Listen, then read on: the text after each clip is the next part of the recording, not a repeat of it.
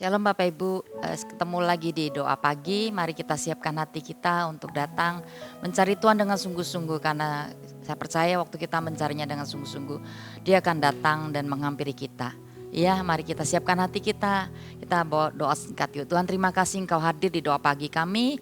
Engkau ingin melawat setiap kami Tuhan. Hati kami terbuka untuk-Mu dan kami rindu sekali untuk dekat dengan-Mu. Di dalam nama Yesus kami mau mulai doa pagi kami. Hanya dekat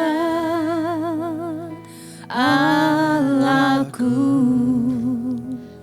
rasa tenang hatiku, Kau sertai jalanku sepanjang hidupku.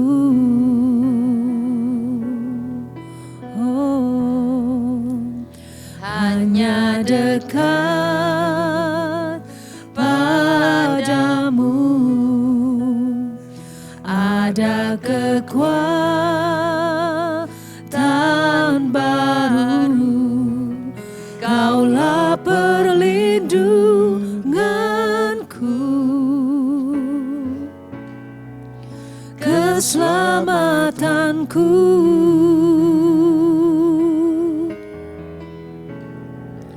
Ku ingin selalu bersekutu denganmu, menikmati hadiratmu, biarkan rohmu tinggal dalam hidupku. Sungguh indah bersamamu selamanya, selamanya. Hanya dekat padamu Tuhan, hanya dekat Allahku, rasa tenang hatiku, Kau sertai jalanku sepanjang hidupku. Hanya dekat padamu ada kekuatan baru, Kaulah perlindunganku, keselamatanku. Kami ingin selalu dekat denganmu. Ku ingin selalu bersekutu denganmu, menikmati hadiratmu, biarkan rohmu tinggal dalam hidupku. Sungguh indah bersamamu. Ku ingin selalu bersekutu denganmu, menikmati hadiratmu, biarkan rohmu tinggal dalam hidupku. Sungguh indah bersamamu. Ini kerinduan kami dekat denganmu Tuhan.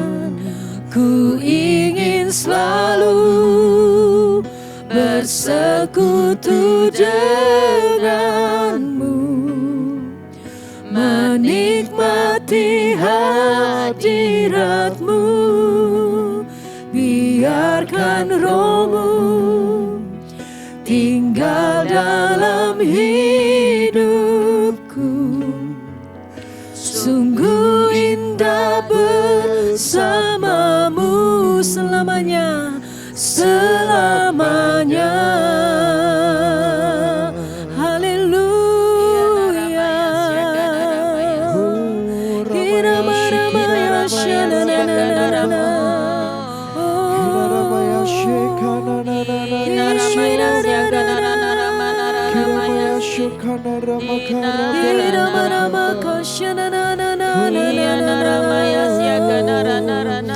Haleluya, kami mendekat hanya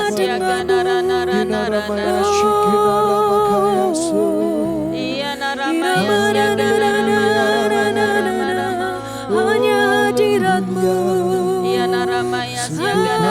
hadirat-Mu Tuhan. Kira barabaya syarananana, kira mananananana,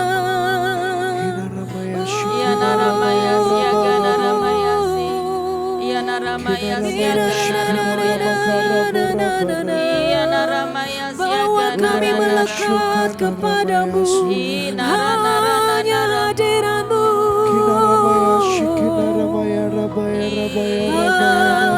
Haleluya. Oh, ku ingin selalu bersekutu denganmu, menikmati hadirat-Mu, biarkan Roh-Mu tinggal dalam hidupku. Sungguh indah bersamamu, ku ingin selalu bersekutu denganmu, menikmati hadirat-Mu, biarkan Roh-Mu tinggal dalam hidupku. Sungguh indah bersamamu, sungguh indah, sungguh indah bersamamu, sungguh indah, sungguh indah bersamamu selamanya. Sama-sama nyanyikan menyembah-Mu, menyembah-Mu Tuhan dan Rajaku, memuji-Mu Yesus kekasih jiwaku, mengikuti-Mu seumur hidupku. Di hadirat-Mu bahagiaku penuh, menyembah-Mu, menyembah-Mu Tuhan dan Rajaku, memuji-Mu Yesus kekasih jiwaku, mengikuti-Mu, mengikuti-Mu seumur hidupku. Di hadirat-Mu bahagiaku penuh. Mari angkat hati kita, menyembah-Mu Tuhan, menyembah-Mu Tuhan dan Rajaku, memuji-Mu Yesus kekasih jiwaku, mengikuti-Mu seumur hidupku. Di hadirat-Mu bahagiaku penuh, menyembah-Mu, menyembah-Mu Tuhan dan Rajaku, memuji-Mu Yesus kekasih jiwaku, mengikuti-Mu seumur hidupku. di hadirat-Mu. Bahagiaku penuh di hadirat-Mu, di hadirat-Mu. Bahagiaku penuh. Tuhan, pagi ini setiap kami datang membuka hati kami di hadapan-Mu, kami rindu sekali untuk bisa mengalami Engkau secara pribadi. Bapak Ibu Saudara dimanapun Anda berada, Tuhan itu lebih rindu untuk mendekat ke kita. Dia lebih rindu untuk bersekutu dengan kita. Dan seringkali kita yang menjauh. Jadi hari ini mari pastikan Anda waktu Anda duduk membuka online ini, Anda benar-benar melepaskan semua beban, pikiran, fokus datang kepada Tuhan. Kalau Anda nggak akan pernah dapat apa-apa waktu Anda berdoa, mencari atau mendengar firman Tuhan. Fokuslah dan ngomong kepada semua jiwa yang sedang gelisah hari ini. Jadilah tenang kembali hai jiwaku karena Tuhan telah berbuat baik kepadamu. Kembalilah tenang hai jiwamu karena Tuhan telah berbuat baik kepadamu. Apapun kondisimu hari ini, tetap tenang, jangan gelisah karena Tuhan mau berbuat baik kepadamu. Hamba berdoa buat seluruh peserta di mana mereka mendengarkan firman ini, berdoa Tuhan biar pagi ini mereka mendapatkan jawaban dari apa yang mereka dengar Tuhan. Biar firman Tuhan berbicara simple, sederhana kepada setiap kami dan memberikan kami persiapan untuk kami masuk ke tahun yang baru di tahun 2025. Terima kasih Bapak, kami mengucap syukur buat tahun ini pun Kau sudah menyertai kami. Sampai hari ini Ebenezer Engkau sudah menyertai kami. Dan Kau melanjutkan kasih setiamu untuk kami bisa melihat kebaikan-Mu di tahun-tahun mendatang bahkan. Terima kasih Bapak, mengucap syukur dan berdoa yang siap dengan firman katakan amin.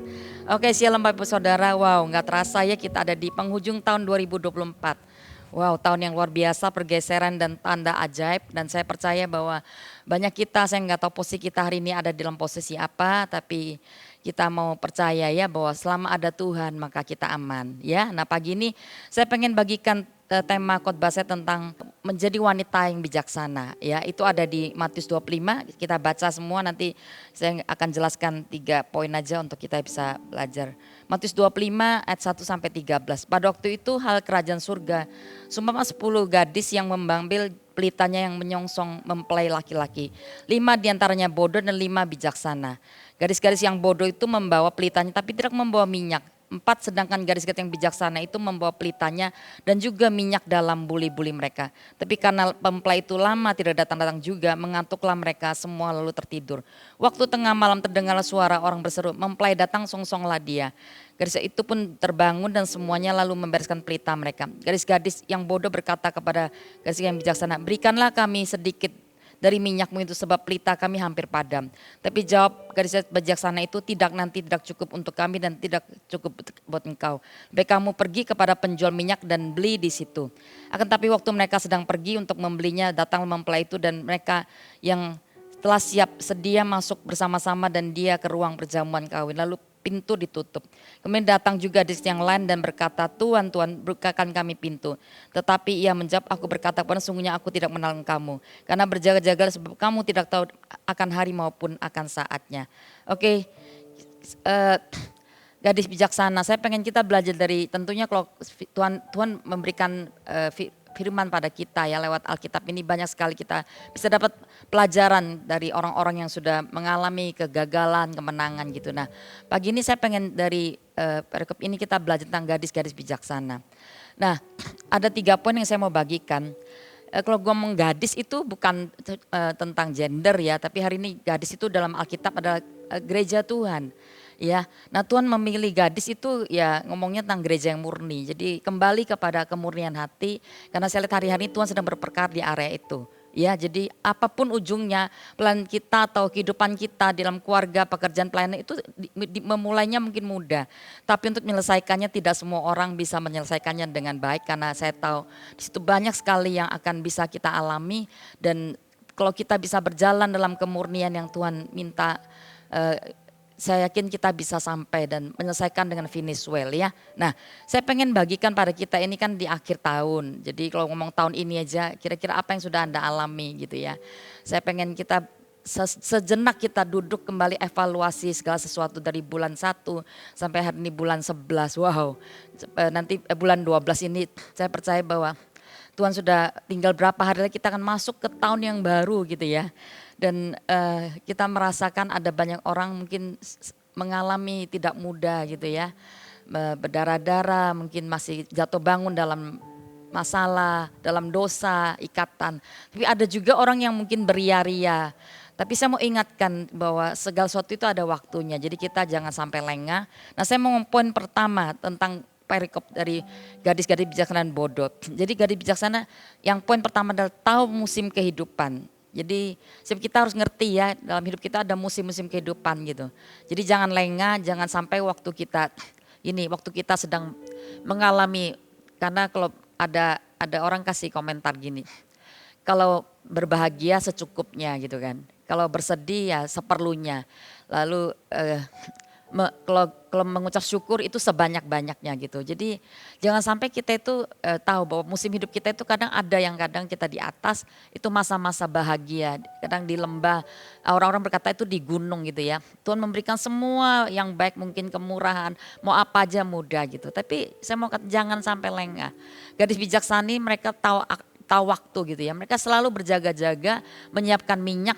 Itu bicara tentang banyak hal memang, tapi saya mau poin ini bahwa gadis bijaksana dan gadis bodoh yang menjadi kepribadian mereka tahu musim dan terus punya waktu-waktu menantikan untuk Tuhan kapan datang gitu ya. Nah, saya percaya ini bukan tentang kedatangan Tuhan yang kedua aja, tapi dalam hidup kita ada waktu di mana Tuhan ingin melawat kita gitu ya. Ada waktu di mana Tuhan ingin hadir di hidup kita. Jangan sampai kita pada waktu itu kita malah nggak tepat, nggak bisa ada di dalam, karena waktu dia mau minta ikut ke pesta itu pun nggak bisa karena pintu udah tertutup. Udah nggak ada kesempatan. Jadi ada waktu-waktu di mana kita perlu untuk sadar diri.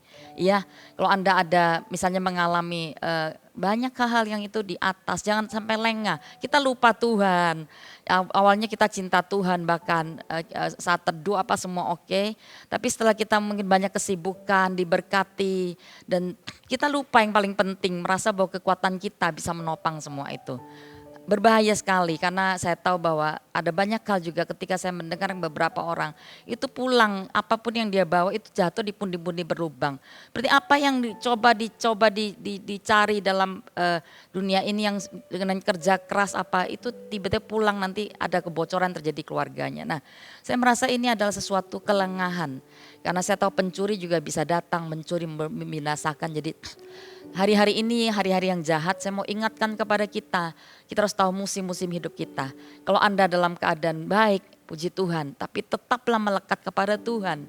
Jangan sampai kita terputus dan kita lupa tentang siapa yang memberikan kita berkat. Bahkan bukan cuma itu, kita juga tahu bahwa waktu kita hari ini kalau Anda di posisi di lembah, mungkin itu bicara tentang tempat-tempat yang tidak mudah, ada penyakit datang tiba-tiba, ada keluarga mengalami masalah gitu, pekerjaan juga mengalami masalah, pelayanan juga tidak seperti yang dimau. Saya mau katakan itu pun ada waktunya, jadi itu cuma proses untuk memurnikan hati kita, untuk bisa kembali kepada kehendak Tuhan. Kata di tanda tahu musim adalah kita tahu kehendak Tuhan, kita tahu kapan kita harus berbuat apa, dan kita tahu bahwa semua musim hidup itu, kita tahu bahwa Tuhan itu memberikan kepada kita dengan sebuah tujuan untuk membawa kita semakin menjadi orang-orang yang bijaksana. Jadi gadis yang murni itu adalah yang diinginkan oleh Tuhan. Iya, itu poin pertama saya. Poin kedua saya adalah selalu ada, jadi kalau sama-sama punya pelita ya. Kalau pelita itu bicara kehidupan bisa bicara pelayanan, pelita itu bisa bicara pekerjaan. Kita sama diberikan kehidupan ini, pelita itu. Nah, bersinarnya pelita kita itu bukan ditentukan oleh pelitanya. Mereknya apa sih pelitanya gitu ya. Tapi ditentukan tentunya minyak yang di dalamnya kan. Kalau pelitanya bagus, kalau kita udah dandan semuanya oke, kita sudah upgrade semuanya, tapi di dalamnya kosong, tidak ada minyak, maka saya merasa semuanya hanya sia-sia ya, tidak akan bawa dampak dan pengaruh yang signifikan. Nah, saya pengen bagikan yang kedua bahwa gadis bijaksana selalu ada persediaan minyak, tidak kering rohani gitu ya. Nah, Roh Kudus itu selalu harus penuh dalam hidup kita. Karena itulah sebenarnya kekristenan adalah penuh dengan Tuhan. dipenuhi dengan kehadiran Tuhan, dipenuhi dengan firman Tuhan, dipenuhi dengan segala sesuatu yang dari Tuhan. Nah cuma hari ini saya merasakan ada banyak orang sekali ditarik kepada lebih banyak aktivitas, tapi untuk duduk, untuk mengisi kembali cawan, mengisi kembali bejana kita dengan minyak itu banyak yang mungkin masih lakukan, tapi sebenarnya di dalamnya sudah tidak ada gairah ya, adalah gairah lalu semuanya hanya sekedar formalitas. Jadi tidak melibatkan hati dan saya rasa doa seperti itu akan menjenuhkan kita sih, hanya berapa menit tapi kita tetap bisa beraktivitas, tetap bisa punya pelayanan, bisa punya pekerjaan. Nah saya mau katakan bahaya banget karena jangan melayani bekerja dari kekeringan rohani kita karena banyak orang itu kelelahan ya. Saya tahu dalam perjalanan saya keliling pelayanan gitu saya melihat ada banyak orang itu kayak komen, saya capek banget kelelahan karena beban, karena tidak imbang ya apa yang masuk dan keluar itu tidak seimbang. Karena saya tahu bahwa kalau bilang minyak itu bicara urapan Tuhan, itu kemampuan Tuhan. Nah ada banyak orang tidak memakai itu karena tidak penuh, maka yang dipakai adalah kekuatan pribadi. Dan itu menjadikan dia punya, manusia ini terbatas, ada limitnya. Tapi Tuhan itu enggak ada limit. Dia sebut supernatural, bukan Tuhan yang supernatural. Jadi dia tidak ada limit, dengan itu maka saya percaya bahwa gadis bijaksana dan bodoh sama-sama diberikan kepercayaan yang sama. Tapi gadis bijaksana dia selalu menyiapkan minyak. Kalau kita mau sampai ending, kita mau terus mengalami pemakaian Tuhan, jangan sampai minyak kita kosong ya. Jadi jangan sampai terlalu penuh semua kesibukan, tapi kita melupakan yang paling inti yang satu ini, yaitu kita nggak pernah datang dan kembali duduk mengisi.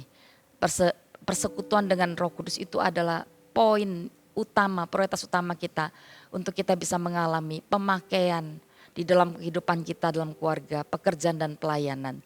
Jadi penuhlah dengan Roh setiap hari, karena waktu Anda penuh dengan Roh itu artinya Anda bisa menjadi mata air memuaskan orang lain.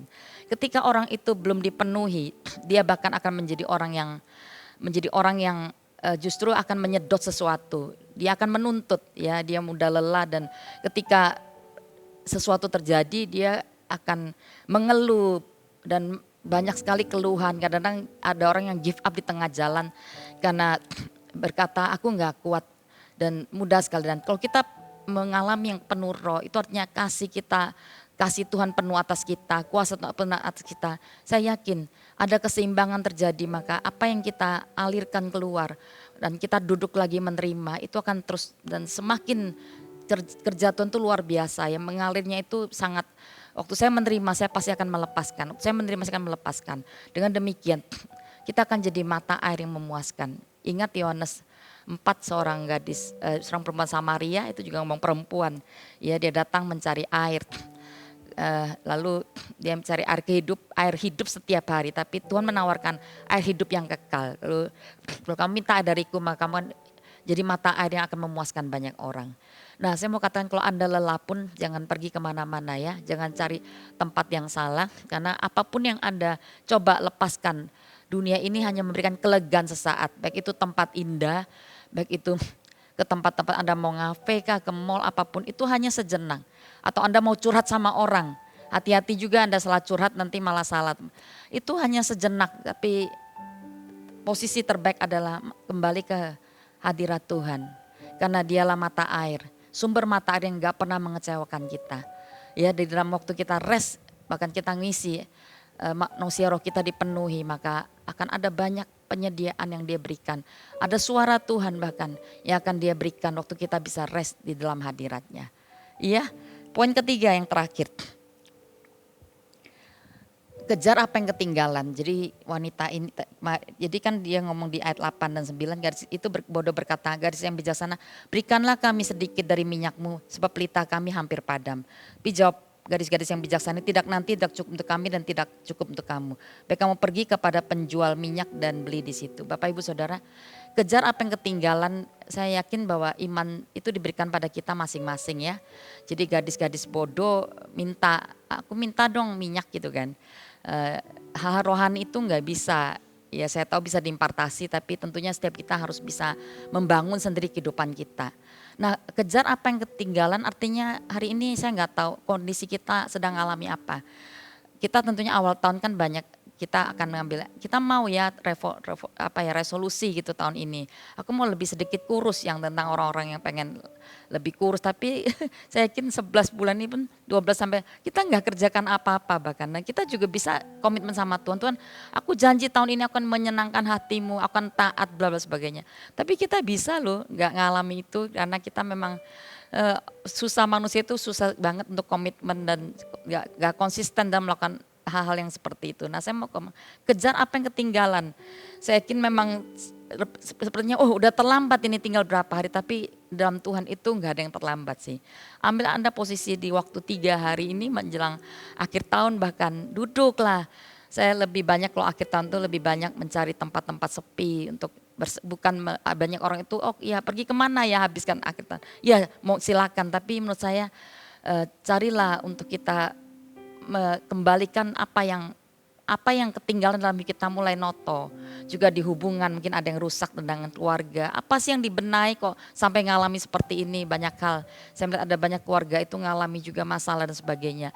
Nah itu butuh kita menatanya kembali.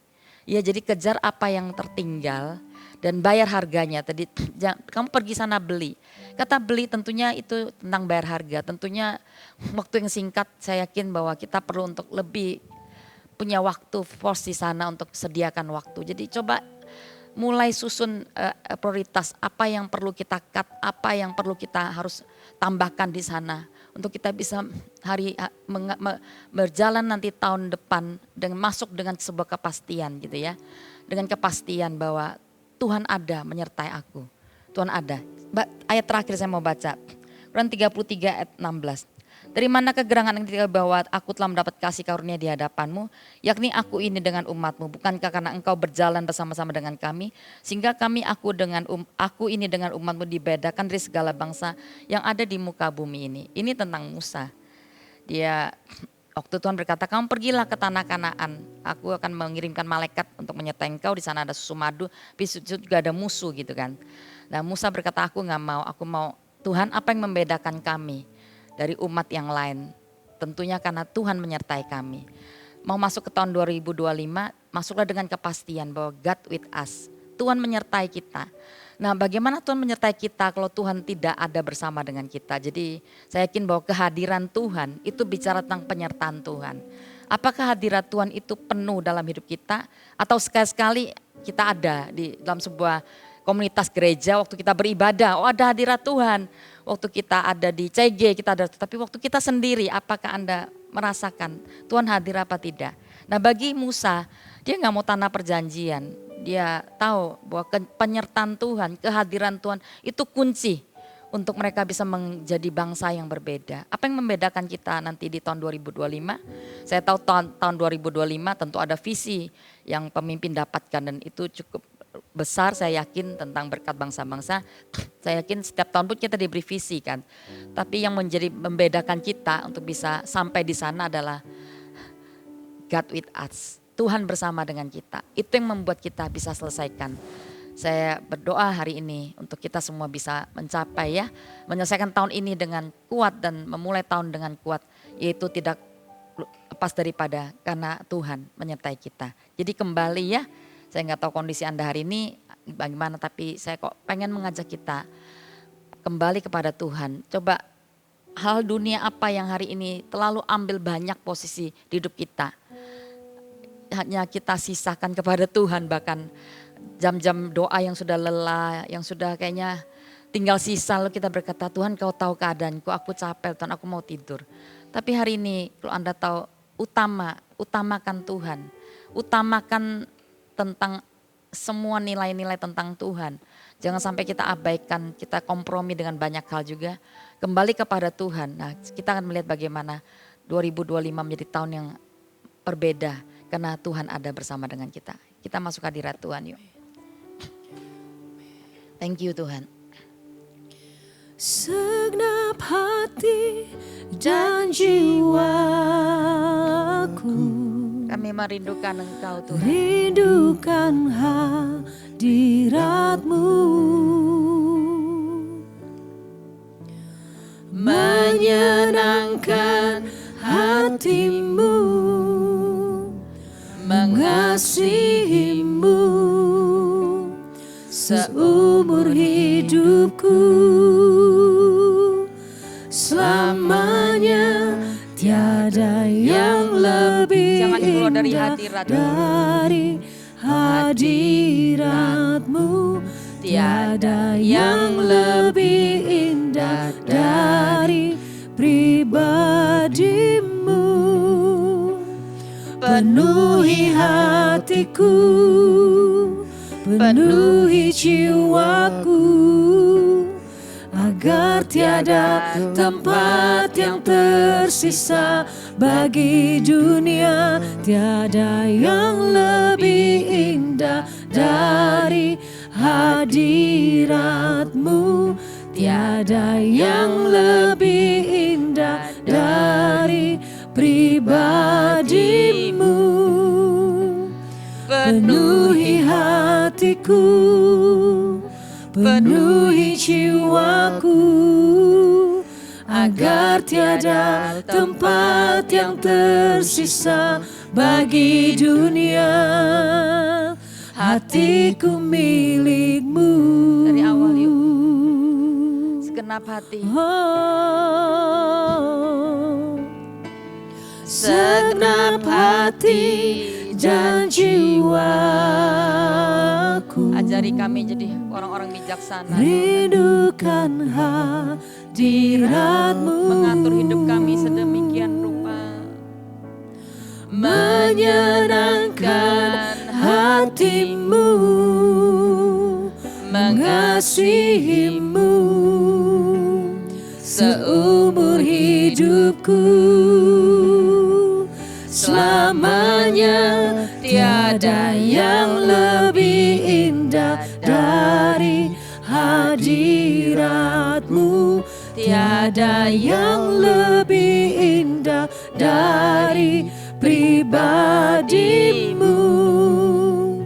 Penuhi hatiku, Penuhi jiwa kami.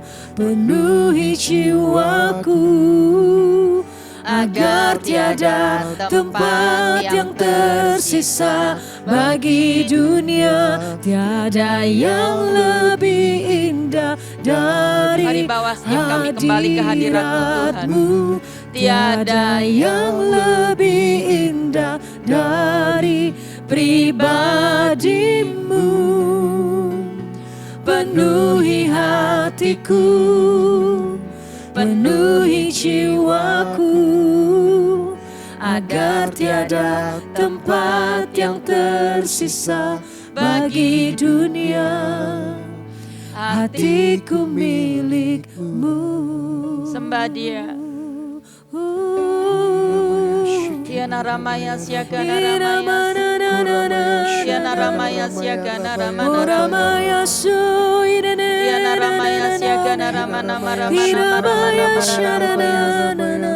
Yana Ramaya Siagana Ramana Ramana Ramana Ramaya. Yana Rama Ramana Ramana Ramana Ramana. Yana Rama Ramana Ramana Ramana Ramana. Kina Rama Ramana Ramana Ramana Ramana Ramaya. Yana Rama Ramana Ramana Ramana Ramana Ramana. Kina Rama Ramana Ramana. Bapak Ibu Saudara, ada satu yang tiba-tiba itu muncul kuat ya. Jadi setiap kita itu tadi kata-kata gadis bijaksana berkata bahwa nggak cukup buat aku dan nanti buat kamu. Jadi kamu pergi sendiri beli. Ada sesuatu yang itu kita nggak bisa. Kita memang bergereja, kita bercege, kita tapi hadirat Tuhan ada kuat. Tapi setiap kita mesti personal datang kepada Tuhan. Iman itu personal. Nanti kita datang itu adalah iman korporat gitu. Semua itu tentang kehidupan pribadi kita masing-masing. Tidak bisa kita pada ada waktu tentu aku pengen ditopang sama iman dari pemimpin. Ada waktunya bahkan kita nggak bisa ngalami itu. Jadi saya percaya bahwa setiap kita itu diberikan porsi yang sama untuk kita punya sebuah waktu di mana kita harus bersikap bijaksana. atur hidup kita. Ada musim-musim hidup kita yang saya tahu jangan sampai itu membuat kita lengah ya. Jadi kembali kepada poros Tuhan dan isi minyakmu setiap hari.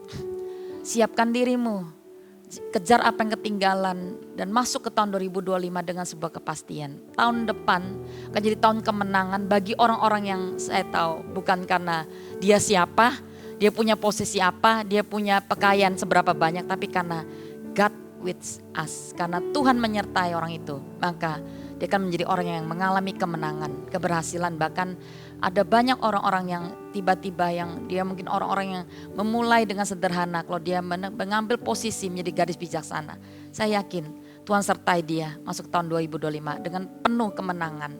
Hamba berdoa memberkati setiap orang-orang yang melihat YouTube ini. Kami minta Tuhan lawat kami pagi ini di dalam hadirat yang sama. Kalau kami kosong hari ini, ada banyak orang kering rohani. Kami kering, kami lelah Tuhan. Kami bahkan mengalami seperti tekanan beban, kuasa kegelapan bahkan mengintimidasi kami dan melelahkan seluruh hidup kami. Roh jiwa kami tertekan, kami bebaskan kami dalam nama Yesus. Aku minta kelegaan karena kami jauh dari Engkau. Kami Engkau punya kekuatan untuk menghadapi semua tekanan musuh. Bahkan hari ini kami kembali kepada Engkau Tuhan. Kami minta penuhi kami.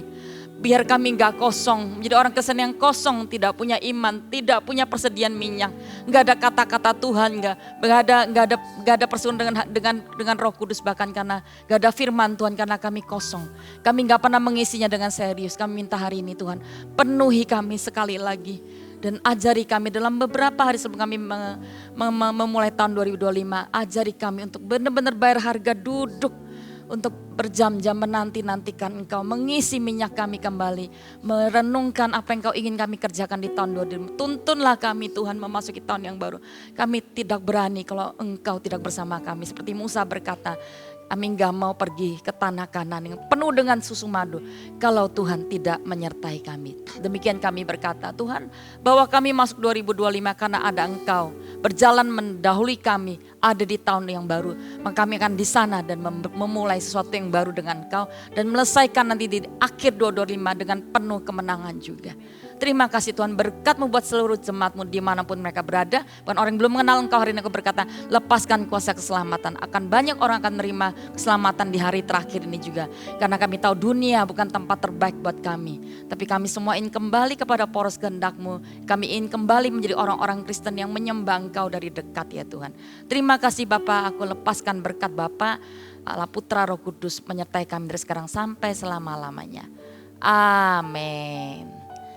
Sampai ketemu Sabtu depan di doa pagi. God bless you.